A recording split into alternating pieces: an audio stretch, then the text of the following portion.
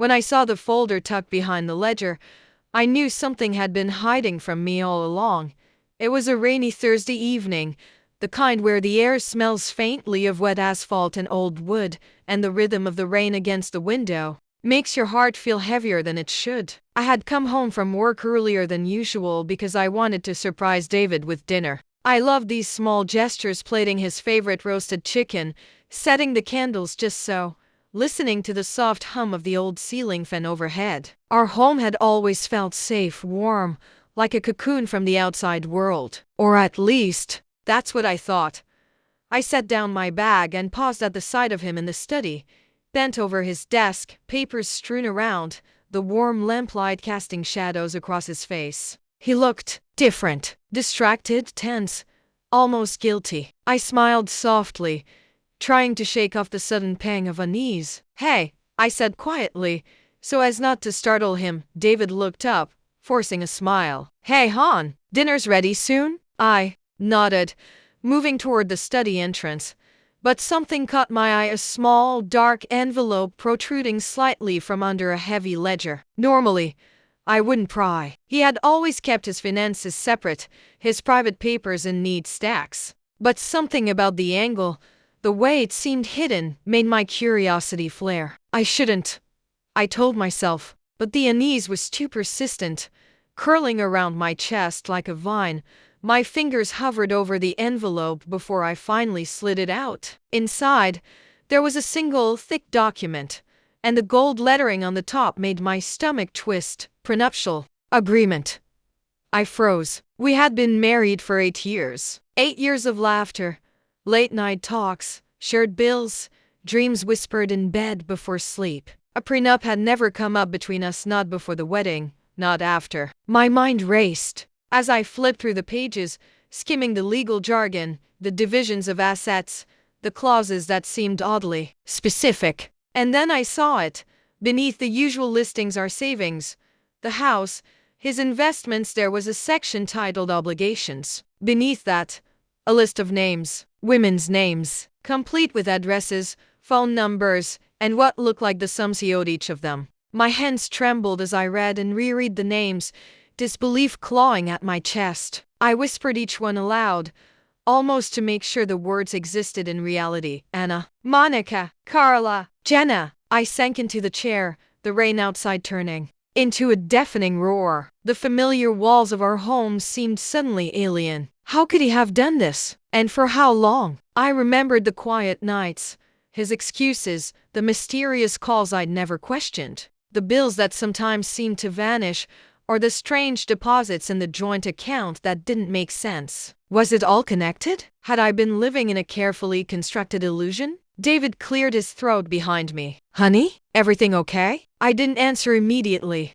My hands shook as I held the prenup. My heart hammered. Part of me wanted to scream, to demand explanations. Another part of me felt frozen, trapped in a surreal haze. When I finally spoke, my voice was barely audible, trembling. "David, what is this?" He stiffened, eyes flicking to the document in my hand. For a moment, there was a shadow of fear in his expression, a crack in the calm, controlled man I thought I knew. That's private. I mean, it's just legal stuff."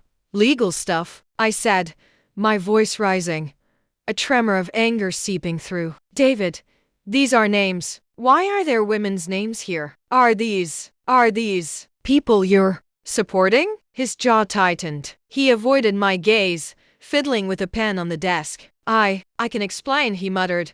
I felt something inside me snap. Years of trust, of loyalty, of shared plans, crashing down in an instant. "Explain?" I whispered, more to myself than him. "Explain why I've been paying for secret lives while thinking we were building a life together?" The silence stretched, thick and suffocating, broken only by the relentless tapping of rain against the windows. I could feel my pulse in my temples, a wild drum of betrayal echoing in my chest. I wanted to retreat, to run, but the anger, sharp, bitter, consuming, held me in place. That night, I didn't touch dinner. The smell of roasted chicken, usually comforting, seemed almost mocking. David tried to sit beside me, but I recoiled. Every casual gesture now seemed tainted. I remembered the late-night texts I had shrugged off, the vague excuses when he came home late, the hush-hush calls that ended abruptly when I entered the room. Every piece of normalcy I had taken for granted now seemed like a lie.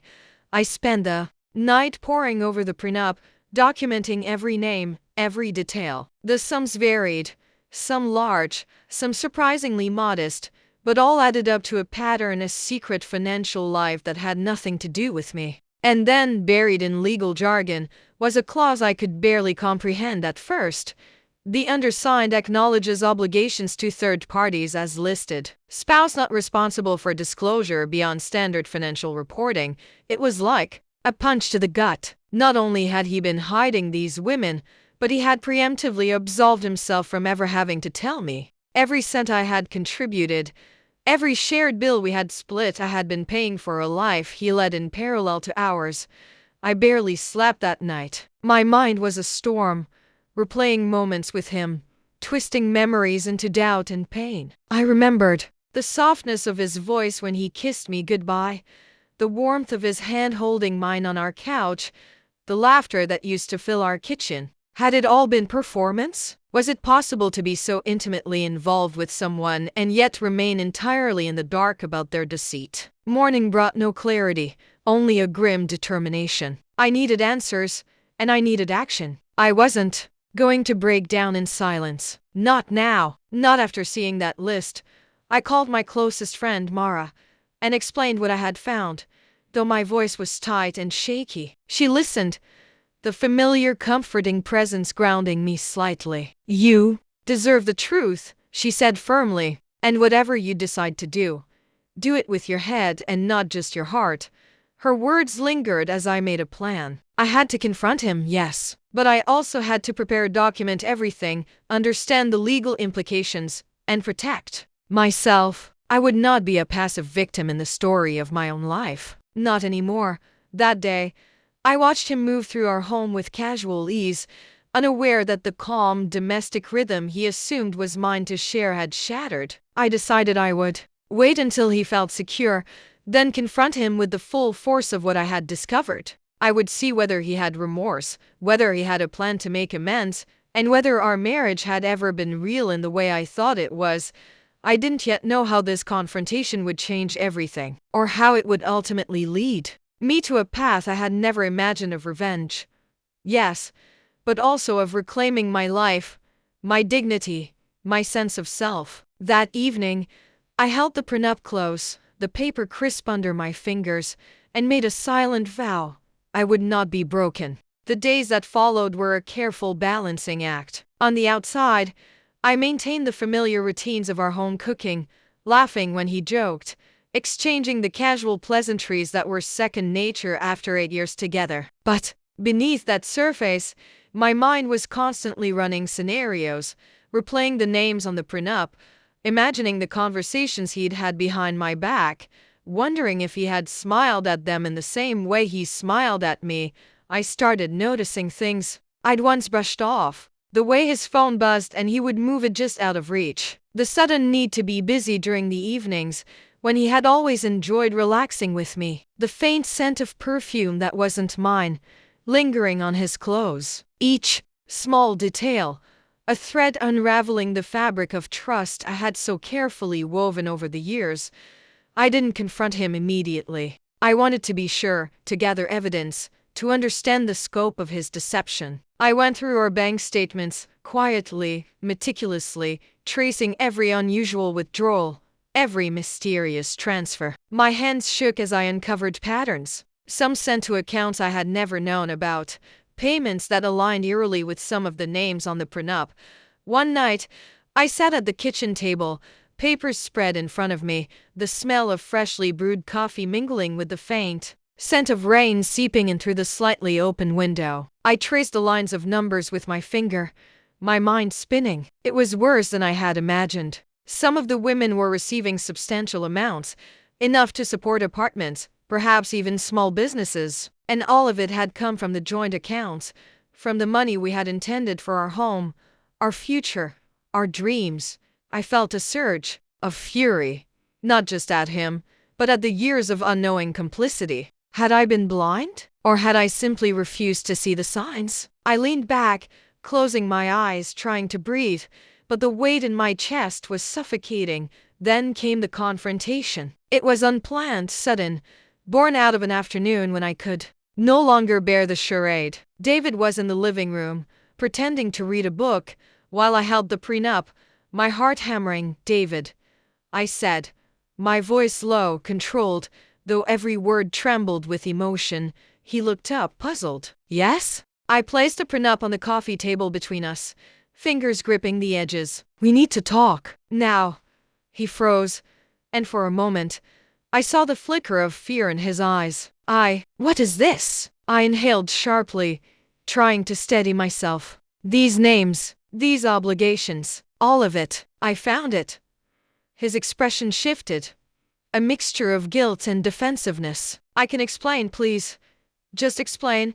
I cut him off, voice rising slightly, though I forced myself to remain composed. "Explain how you've been living a secret life for years, how you've been taking our money, our plans, and giving it to other women." He ran a hand through his hair, avoiding my gaze. It's complicated, complicated," I echoed, incredulous. "I trusted you. I shared my life with you. And this document is proof that none of it meant what I thought it did. These names, David, were you in love with them? Were you married to them in your heart while I was here?" He finally looked at me, eyes weary, perhaps for the first time truly seeing the storm in mine. I didn't mean to hurt you. I didn't plan for you to find out like this. Not mean to hurt me." I felt a bitter laugh escape. "Do you know what this is? It's every night I believed in us. Every moment I thought we were building something real. Every dream I shared. Every sacrifice I made, all of it. Funding your secrets." He opened his mouth, but I raised a hand, stopping him. "Don't. Just don't. I need time to process this. To think, to figure out how someone I loved could have done this to me." I walked out of the room, clutching the prenup like a lifeline, retreating to the bedroom where the familiar scent of lavender on the pillow felt suddenly alien. I lay down, staring at the ceiling, the names etched into my mind, the betrayal cutting deeper than I could have imagined. Sleep didn't come easily. My mind raced through possibilities, through plans, through the anger that burned like fire in my chest. And somewhere under it all, a spark of determination ignited. I would not be destroyed by this. I would not let years of deceit define me. The next morning, I started taking action. I consulted with a lawyer carefully, discreetly. I wanted to understand my rights, the legal implications of the prenup, the obligations he had listed. Every step I took was meticulous, deliberate. I was building a plan not just to confront him publicly, but to reclaim my life, to protect what was mine, and to ensure that the consequences of his actions would be unavoidable. In parallel, I began documenting everything: transactions, correspondences, patterns. Each entry, each note, made the betrayal feel more tangible, more concrete, and paradoxically, it gave me a sense of control. For the first time since discovering the prenup, I felt a measure of power. David, meanwhile, seemed oblivious to the depth of my resolve. He continued his routine, unaware that the quiet, measured woman he had underestimated was planning her next moves with precision. I spoke to him cautiously, maintaining a veneer of normalcy, probing subtly for admissions. Watching his reactions like a hawk. It was a slow burn, this dance of deception and strategy. I wasn't seeking immediate revenge that would have been impulsive, messy, and ultimately unsatisfying. I wanted calculated justice, a dismantling of the illusions he had built, and a path to rebuild my own life on my terms. And so, each day, I moved forward with careful steps. I confronted my own disbelief, my heartbreak, my anger, and channeled it into action. I realized that betrayal could either destroy me or forge me into someone stronger, more vigilant, more self-aware. By the end of that week, I had everything in place: the evidence, the records, the support of a trusted lawyer, and the clarity of purpose that only comes from being truly wronged and refusing to be a victim. The moment to confront him publicly, to expose the truth, to ensure accountability was approaching, and though I was still trembling with emotion, though the ache of lost trust lingered, I knew one thing with absolute certainty. I was no longer powerless. The morning I decided to confront him fully, I woke with a strange mixture of fear and resolve. The air in the house felt heavy, almost watchful, as though it knew the storm I was about to unleash. I brewed coffee, the bitter aroma filling the kitchen, grounding me for the hours ahead. Every step I took from pouring the milk to stirring slowly was deliberate. This was no longer about shock or accusation. This was about reclaiming my life. I called David into the living room. Under the pretense of discussing routine finances, his expression was cautious, wary even, sensing the shift in my tone. I placed the prenup, carefully highlighted sections, and the notebook where I had documented every transaction and discrepancy on the coffee table. My hands were steady now. The tremor from the initial discovery had been replaced by resolve. "David," I began, my voice calm but sharp, "I've gone through every transaction, every payment, and I know about all the women listed here. I know about your secret life, and I know about the money you've taken for it." He sank into the chair across from me, the confident composure he always relied on cracking. I can explain." "No," I interrupted, my gaze steady. "You've had years to explain. Now it's my turn to act." I laid out the evidence one by one, each document a hammer striking against the fault of trust he had built. I could see the color drain from his face as he realized I had anticipated every defense, every excuse. My voice remained controlled, steady, the calm before the storm. "This," I said, pointing to the sum of the transfers, "is money that we earned together. Money that was meant for us, our home, our future, our life. And instead, it went here, here, and here." My finger traced the names on the prenup, each one a dagger, each one a reminder of his duplicity. He swallowed hard, eyes darting to the ground. I didn't want you to know. I thought I could handle it." "Handle it?" My laugh was bitter, quiet. "David, you didn't handle anything. You hid everything. You lived a parallel life while pretending to love me. Do you have any idea what that feels like?" I saw him flinch, but I kept going, careful not to let anger take the reins completely. I wanted him to see the depth of the betrayal without twisting it into pure vindictiveness. "I trusted you. I shared everything with you. And all the while, you built secret obligations to other people. This is beyond cheating. This is a calculated life of deception." He looked at me then, truly looked, and for a moment, I thought I saw regret, though whether it was genuine or just fear, I couldn't tell. I never wanted to hurt you," he whispered, almost inaudibly. I shook my head slowly. "Intent doesn't erase impact, David. You may have thought you were protecting me, or yourself, or both, but the truth is, your choices have consequences, and now, you have to face them." At that moment, I felt a strange shift within me, a mixture of empowerment and release. For years, I had been trapped by trust, by loyalty, by the idea that marriage was sacred and unbreakable. Now, I realized, sacred or not, deception has a way of unraveling even the strongest bonds. I called his attention to the legal steps I had already initiated. "I've spoken with a lawyer. I'm taking the necessary steps to protect myself. The prenup, these obligations, your hidden finances, they will be accounted for, and I will make sure justice is done. Not revenge in the sense of cruelty, but justice in the sense that I will not be invisible in this story anymore." His hands trembled slightly as he reached for the prenup. I can fix this. Please, just know," I said firmly. "Fixing it isn't just about money or documents. It's about accountability. It's about you facing what you've done. And whether you ever change or not, I will move forward." He remained silent, the weight of the situation pressing down on him. I saw the first cracks of humility, maybe even fear, in the man who had seemed untouchable for so long. It was a small victory, but significant. He had no more masks to hide behind. In the following days, I shared the discovery with a few trusted friends and family, not to humiliate him, but to create a support network that would hold him accountable and protect me from being gaslit or silenced. The reactions were a mixture of shock and empathy. People were stunned that someone could maintain such a double life, but they admired the clarity and composure I displayed in handling it.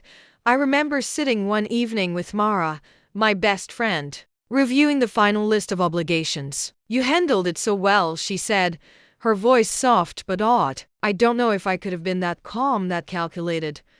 I took a deep breath, feeling the weight in my chest finally beginning to lighten. It wasn't about being calm, Mara. It was about being aware, being prepared. I realized if I let anger take over, if I let despair sink in, I would lose myself. And I couldn't afford to do that. Not now, not ever. As the legal processes moved forward, David began to feel the tangible consequences of his actions. The women listed in the prenup were contacted through official channels. Financial transfers were halted and audited. Friends and family, once unaware, began to grasp the scale of his deception. The shock was evident in every glance, every whispered conversation, and I felt a quiet satisfaction in the justice unfolding, not vindictive, not cruel, but fair and unavoidable. Even as the truth became public, I maintained my composure. I refused to allow him to frame himself as the victim, and I refused to allow myself to be defined by his betrayal. My dignity, my sense of self, my agency, these were mine to protect and to cultivate. In moments of solitude, I reflected on the irony of life, how someone who seemed so trusted, so intimate, could harbor such profound secrets, how easily we can be deceived, yet how resilient the human spirit can be when faced with truth. I realized that betrayal is not only about the act itself, but about the courage it demands to reclaim one's life and its aftermath. By the end of that month, I had closed the chapter on David's secret life. The financial and legal ramifications were in motion, and I had ensured my own security. But more importantly, I had reclaimed my sense of agency. I began to see a life beyond his lies, a life where I could rebuild, where I could trust myself first, and where I could find peace without the shadow of deception looming over me. The first morning after confronting David felt surreal. I woke to the familiar light filtering through our bedroom curtains, the scent of brewed coffee drifting from the kitchen. Normally, that smell would have been comforting, a promise of routine and normalcy. But that day, it was a reminder: this home, these routines, the very life I had built alongside him had been built on illusions. I moved through the day with a deliberate calm, taking stock of what had changed and what I needed to do next. The prenup was now firmly in my possession, highlighted and annotated, every obligation accounted for. I had already begun the process of securing legal counsel for each of the listed obligations. This was not about revenge. It was about justice and reclaiming what had been stolen. David kept his distance, which in itself was a small relief. I needed space to breathe, to plan, to gather strength. He didn't speak much, and when he did, his words were tentative, careful, as if he was afraid any wrong tone could trigger a final collapse. But I was no longer living in fear of him. Fear had been replaced by resolve.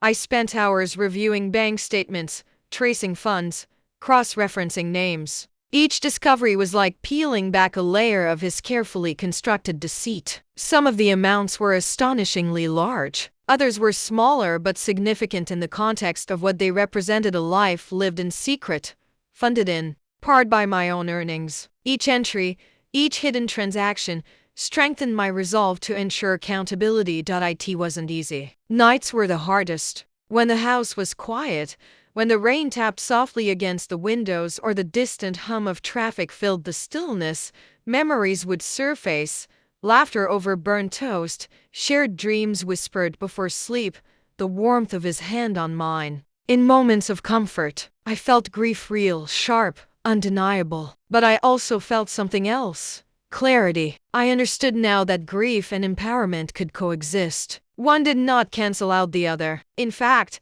they fueled each other. I started small, reaching out to the women named in the prenup. Each conversation was carefully measured. I was polite but firm, clear that I was aware of the obligations and the financial arrangements. Some were shocked, some defensive, some indifferent. Each reaction, however, added pieces to the puzzle. I began to see the breadth of the deception, not just financial, but emotional, relational. Through this process, I learned something unexpected. Many of the women had no idea about each other. Some thought they were unique in his life, special in ways I had once believed myself to be. The scale of his duplicity was staggering. And yet, as I compiled this information, I realized something important. My power didn't come from exposing them or shaming them. It came from owning the truth, facing it head on, and refusing to be a passive participant in the story he had written without me. The confrontation with David took another form as well. I scheduled a meeting with him in the study, not to yell or accuse, but to walk him through the evidence, step by step. He listened, quiet, occasionally muttering weak defenses or half-hearted apologies. But I remained calm, unflinching. For the first time, he could not manipulate the narrative. For the first time, he had to face the consequences. You realize, I said at one point, my voice even, that this isn't just about the money. It's about trust, integrity, and accountability. You've built a life of lies, and every person affected by this has a right to know. That includes me. He nodded, silent. I didn't expect tears or dramatic displays of remorse. I only expected honesty. And for once, he couldn't hide. Soon, the community, our family, our closest friends, even extended circles began to learn bits of the truth. It wasn't a grand public spectacle. I was careful to share only what was necessary. But word traveled, and slowly, the reality of his actions became known. People were shocked, some outraged, others sympathetic. The reactions were predictable in their intensity, but I watched from a distance, feeling neither triumph nor malice. I was simply reclaiming my space in the world. During this period, I focused on myself. I went for long walks, feeling the cool wind on my face, listening to the rhythm of my own steps. I started journaling, documenting not just the events, but my emotions, my reflections, my growth. I reconnected with old friends I had drifted from, finding comfort and grounding in relationships built on mutual respect and honesty. I cooked meals with care, decorated rooms with intention, and allowed myself to feel the small joys I had once taken for granted. One afternoon, I sat in the living room, the rain once again tapping gently against the windows, and thought about the person I had become. Stronger, yes, but also wiser. I had learned that betrayal, while devastating, can illuminate the resilience of the human spirit. I had discovered that empowerment is not about vengeance or cruelty, but about reclaiming agency, standing firm in one's truth, and building a life unshackled by deception. David's presence in the house became more distant, more ghostly. He no longer had the ability to manipulate, charm, or control the narrative. Each interaction was measured, cautious, and devoid of the intimacy we had once shared. It was uncomfortable, yes, but necessary. It was the price of honesty, of consequence, and ultimately of justice. By the end of that month, the legal and financial ramifications of the prenup were in motion. Transfers were reversed, obligations clarified, and safeguards put in place to ensure no further manipulation could occur. I had not sought revenge in a vengeful sense. I had sought resolution and accountability, and in that, I found a profound sense of peace. Even as the dust settled, I knew the emotional impact would linger. Trust, once broken, is not easily restored. But I also knew that I had reclaimed something far more important than trust in another person. I had reclaimed trust in myself. I had learned to listen to my intuition, to honor my feelings, and to act with courage and clarity. In quiet moments, I reflected on the lessons of this ordeal. Life is unpredictable, and even those we love most can harbor secrets. But it is not the betrayal that defines us. It is the response, the courage to face the truth, and the determination to build a life grounded in honesty and self-respect.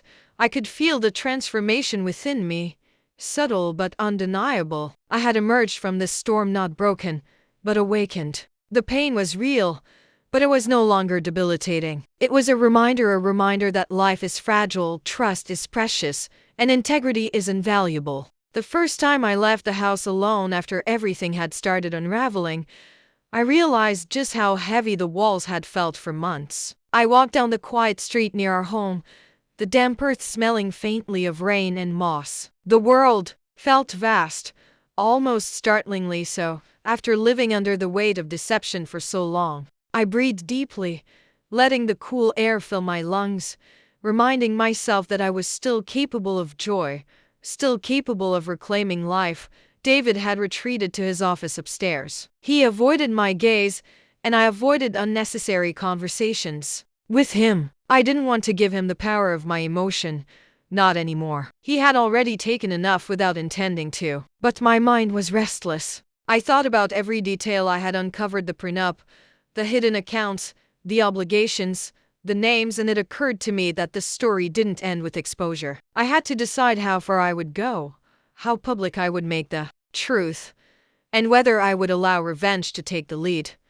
I decided on action, but it was strategic, measured, and deliberate. I reached out to a few people who had been indirectly affected, family members who had unknowingly contributed to his schemes, friends who might have been manipulated, colleagues who had witnessed suspicious behaviors. Each conversation was carefully framed. I presented the facts, the evidence, the timeline. I spoke calmly, with clarity and dignity. No shouting, no drama, just truth laid bare.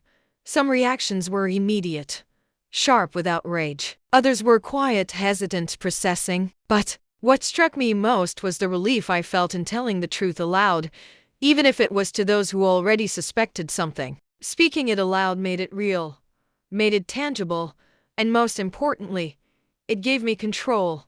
One afternoon, I confronted David in a different way. This time, I wasn't holding the prenup or documents. I simply faced him in the living room, sunlight filtering through the blinds, dust motes drifting in the warm glow. I looked at him, really looked, and said, "Do you understand that this isn't just about money? This is about every single bond you've broken. I'm not here to scream at you. I'm here to make sure you understand the consequences of your choices." His eyes darted to mine, a flicker of something like fear crossing his expression. I understand," he whispered. "You don't," I said quietly, my voice calm but firm. "You don't until you see the ripple effect of your actions. I will ensure accountability, and I will ensure that this house, this life we built, is mine to reclaim." The days that followed were a careful dance. I coordinated with lawyers, handled communications with banks and financial institutions, and meticulously documented every interaction. It was exhausting work, mentally and emotionally, but each step gave me a sense of clarity. I wasn't just reacting to betrayal. I was reclaiming my story, shaping the outcome with intention. The community began to notice. Friends, acquaintances, even distant family members who had once thought our marriage enviable started asking questions. Some approached me with sympathy, others with curiosity, but all recognized the dignity I maintained in the face of this revelation. I didn't gloat. I didn't sensationalize. I simply presented the truth and allowed the consequences to unfold. Naturally, David's social standing began to shift. Those who had admired him quietly withdrew their admiration. Colleagues who had once sought his counsel treated him cautiously. He could no longer hide behind charm or secrecy. His actions were visible, undeniable, and I realized something profound. Justice doesn't always require spectacle. Sometimes it arrives quietly, through truth, integrity, and careful persistence. During this time, I also focused on healing. I reconnected with friends I had neglected, took long walks in the evening, journaled my thoughts and emotions, and even started volunteering at a local community center. Giving of myself in a space untainted by betrayal reminded me that life could be full of kindness and generosity, even when faced with immense pain. One afternoon, I found myself in the garden, watching the sun filter through the branches of the old oak tree. The scent of damp earth and blooming flowers surrounded me. For the first time in months, I felt a sense of peace. The betrayal, the anger, the heartbreak, they were still there, but they no longer controlled me. I had reclaimed my agency, my dignity, my life. I began to plan for the future. I considered new opportunities, both professionally and personally. I thought about travel, new hobbies, reconnecting with old passions I had set aside. I realized that the life I had imagined with David was not lost entirely. It had simply transformed. I had the power to shape it anew, on my terms, without deception or compromise. And yet, the lessons remained vivid. Trust must be earned, not assumed. Appearances can be deceiving. Love, while beautiful, is not immune to betrayal. But resilience, clarity, and courage, these qualities I discovered, can rebuild what has been broken. One evening, as I prepared dinner alone, I paused to reflect. The house was quiet, the rain tapping softly against the windows, the smell of roasted vegetables filling the kitchen. I realized that in reclaiming my life, I had discovered a strength I didn't know I possessed. I had learned to confront deception without losing myself, to act decisively without surrendering my dignity, and to find peace amidst chaos. David remained a presence in my life. Yes, but a diminished one. His role in my story was no longer central. I had stepped out from the shadows of his secrets and into the light of my own truth, and in that clarity, I felt an unexpected liberation. I had survived betrayal, uncovered hidden lives, confronted deceit, and emerged whole. Not unscarred, certainly, but unbroken. The ripple of David's actions extended far beyond our home. Friends, family, even colleagues began to hear whispers of the truth, and I realized that the consequences of his betrayal would not be contained within the four walls of our house. This was a public reckoning, whether he liked it or not, and I watched from a distance as the world he had carefully curated started to crack. It began subtly, mutual friends returning phone calls with hesitancy, casual questions about our marital bliss tinged with suspicion. One by one, I observed the shift. People who had once admired him now viewed him with doubt. His charm no longer carried the same weight. The ripple effect was inevitable, and I didn't have to push it. The truth spoke for itself. I remember the day his sister called me. She had always been protective of him, often defending his choices and smoothing over tensions. But her voice this time was different, soft, shaken. I didn't know, she admitted. I thought you were overreacting, but her words trailed off, and I let them. She didn't need more explanation than the quiet confirmation in my eyes. The women named in the prenup had been contacted officially, and the financial audits were underway. Some reacted with anger, some with denial, others with resignation. It was fascinating and, in a quiet way, satisfying to see the web he had spun unraveling without my needing to resort to vindictive theatrics. Justice, I realized, was far more potent when delivered through truth and accountability than through rage or public spectacle. David, meanwhile, remained in the house, but his presence was hollow. He tried to speak to me once, carefully, cautiously, as if seeking some small mercy. I didn't give it. Instead, I maintained a polite distance, speaking only when necessary, keeping my interactions factual and unemotional. I realized that my power lay in control, the calm, measured authority that comes from knowing your truth and acting deliberately. One afternoon, I received a call from the bank. They had completed a preliminary review of the transactions and confirmed my suspicions. Significant sums had been diverted without my consent, funds that had been intended for shared expenses, retirement accounts, and investments. The reality was undeniable, and I felt a flicker of vindication, not from gloating, but from the assurance that the truth had finally caught up with him. I decided to take one final step to ensure accountability. I contacted a few trusted friends and family members, carefully presenting the documented evidence and giving them the choice to confront him if they wished. I didn't need their outrage to fuel me. My purpose was simply to create a network of awareness so that David could no longer manipulate the narrative. The truth was now visible, undeniable, and inescapable. The public consequences extended further than I had anticipated. His colleagues, once deferential, treated him with suspicion. Friends distanced themselves, uncomfortable with the deception and its scale. Even acquaintances who had barely known the details began to whisper, subtly but persistently, until the man who had appeared untouchable was suddenly vulnerable. And I watched it unfold with a strange mixture of sorrow and satisfaction. Not joy, Not vengeance, simply the quiet relief of balance restored. In the midst of all this, I focused on myself. Every morning I woke early to journal, to meditate, to set intentions for the day. I walked through the park near our home, letting the crisp air clear my mind and the rhythm of my steps ground me in the present. I reconnected with friends I had neglected, shared long conversations with those I trusted, and allowed myself moments of quiet reflection.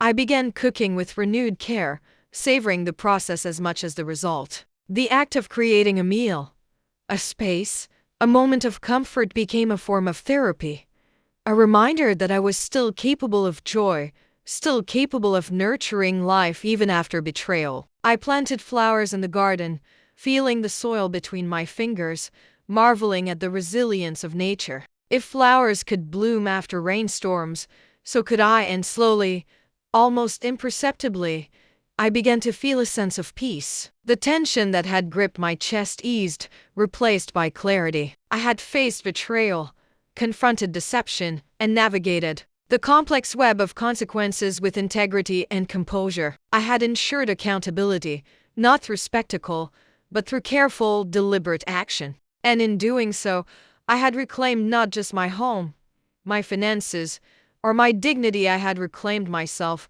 I thought about David often during these weeks, not with anger, not with longing, but with clear-eyed acknowledgement. The man I had loved was not the man I knew. The life we had shared, while filled with moments of warmth and laughter, had been built on deception. And yet, I did not hate him. I did not seek to ruin him unnecessarily. I simply recognized the reality and acted accordingly. By the time the legal processes were fully underway, I felt almost liberated. The prenup had been dissected, the obligations clarified, the funds reclaimed or redirected. David's ability to manipulate or hide was gone, and I finally could begin to breathe without the constant weight of suspicion and betrayal pressing down on me.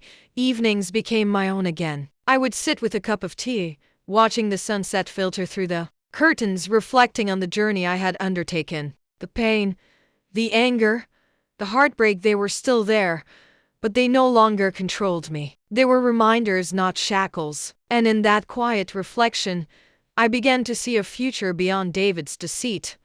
A future where I could trust my own judgment, my own instincts, and my own heart. The storm had passed, leaving in its wake not just destruction, but clarity. And in that clarity, I found strength, resilience, and a deep understanding of my own worth. I had faced betrayal head-on, and emerged whole, not as a victim, but as someone who had reclaimed the narrative of her own life. Rebuilding my life was slower than I expected, but each small step carried immense significance. I began by reclaiming my personal space. Our bedroom, once a shared sanctuary of intimacy and love, now became my retreat, a place to think, to reflect, to plan for the future. I rearranged the furniture, added fresh linens, hung photographs of moments that reminded me of who I was beyond this marriage, and even started a small corner with books I had abandoned years ago. Every change was symbolic, a quiet declaration that I was no longer living in the shadow of deceit. Friends became my lifeline. Mara visited often, bringing coffee, pastries, and conversations that reminded me that I was seen, understood, and supported. "You're doing more than surviving," she said one evening, her eyes studying me intently. "You're reclaiming yourself." Her words felt right. I wasn't just surviving. I was actively building a life I could trust myself to live fully.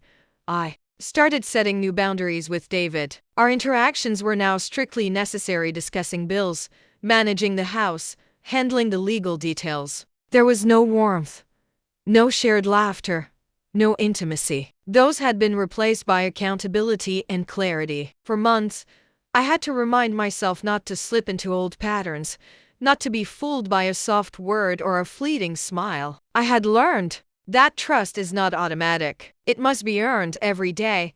The legal process took its course. The financial redistributions, audits, and clarifications removed any possibility of further manipulation. While I didn't seek to humiliate David publicly, I ensured that the record of his deceit was clear and that I was fully protected. It was a meticulous, exhausting process, but each completed step felt like a brick laid in the foundation of my new life. As weeks turned into months, I allowed myself to reconnect with life outside the house. I joined a local book club, where conversations about literature became discussions about empathy, resilience, and human flaws. I began volunteering at a nearby shelter, teaching women financial literacy, a project that gave me purpose, and a reminder that I could transform betrayal into empowerment for others. Each time I shared my story, quietly and thoughtfully, I noticed nods of understanding, subtle acknowledgments that I had endured something unimaginable and emerged stronger. One evening, while I was tending to my small garden, I noticed the first blooms of spring. The delicate petals unfurling reminded me of the resilience inherent in life itself. I thought of my journey, the shock of discovery, the betrayal, the meticulous confrontation, the slow reclaiming of my life, and I realized that, like these flowers, I too was opening again, cautiously but beautifully. There were moments of lingering sadness, of course. Some nights, when the house was quiet, memories of laughter and closeness with David would surface, and I would feel the ache of what I had lost. But I learned to observe these moments without letting them define me. The grief was not a prison, it was a teacher. Each pang reminded me of the importance of vigilance, self-respect, and the courage to face uncomfortable truths. I started setting personal goals, simple ones at first, finishing a book I had abandoned, learning a new recipe, reconnecting with old friends. Then larger, more ambitious plans emerged: a potential career pivot, travel to places I had dreamed of but never had the freedom to explore, even the idea of dating again when the time felt right. These goals were not about replacing what was lost, but about expanding my life, reclaiming the joy and freedom that had been stolen from me. Slowly, David's presence in my life diminished. Our interactions became functional, brief, and distant. The house no longer felt like a stage for deception. It became a home I could inhabit fully on my own terms. I realized that letting go of anger, while maintaining accountability, was the key to true liberation. I didn't need revenge to feel powerful. I needed freedom, clarity, and the ability to shape my own narrative. One night, as I sat by the window, watching the city lights flicker against the dark sky, I reflected on the lessons this ordeal had taught me. Trust must be earned, not assumed. Deception can hide behind charm and intimacy, but truth eventually surfaces. And most importantly, the human spirit has an extraordinary capacity to heal, to rebuild, and to reclaim life even after profound betrayal. I began journaling regularly, documenting both my progress and my reflections. Writing became a form of therapy, a way to articulate thoughts that were too complex to speak aloud.